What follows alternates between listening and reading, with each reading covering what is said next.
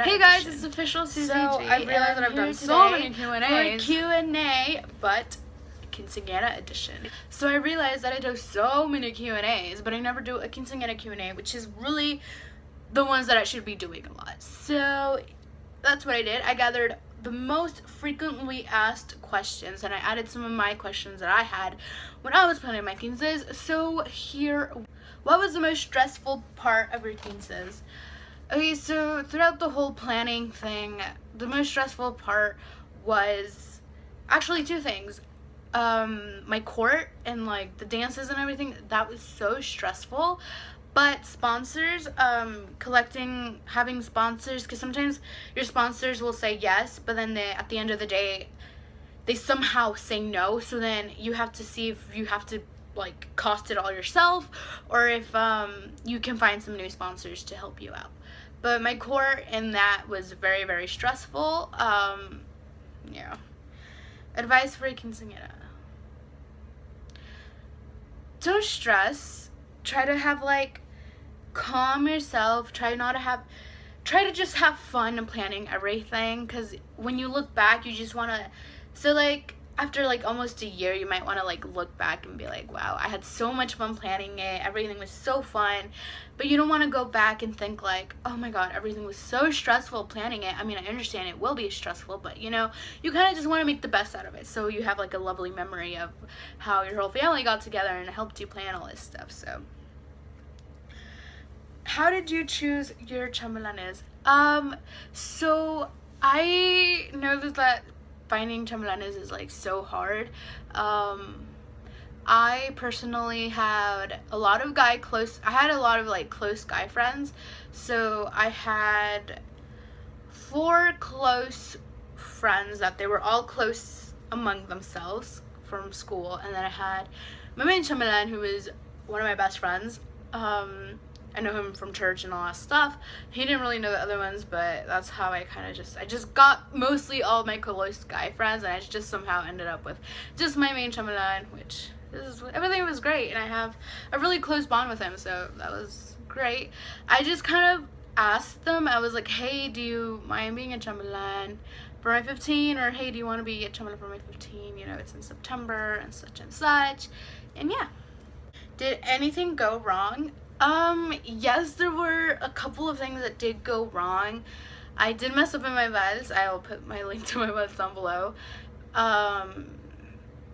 I didn't want to have a vals de los padrinos, and at the last minute I ended up having one. And then I was going around like writing the people's names down. I forgot something at home that was part of my program. I ended up not doing it because I forgot it at home. But the thing that I loved about me, the only thing I did kind of like freak out about was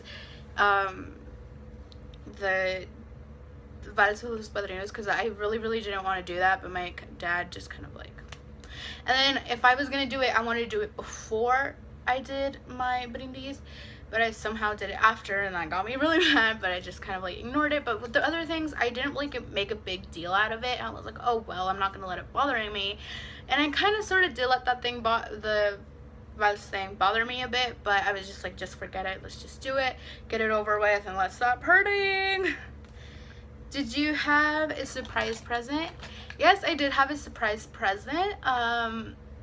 If you want, I will do a new video, another video explaining every little thing, because I had like a bunch of boxes, but like each box had like things in it of like my childhood and stuff. So I will make a video explaining my surprise present and all that stuff.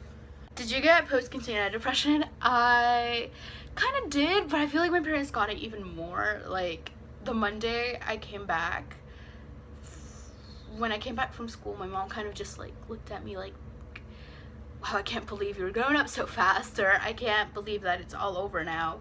And my parents were kind of just like, I feel like they got post-Quinceanera depression more than I did. But yeah, I did get it.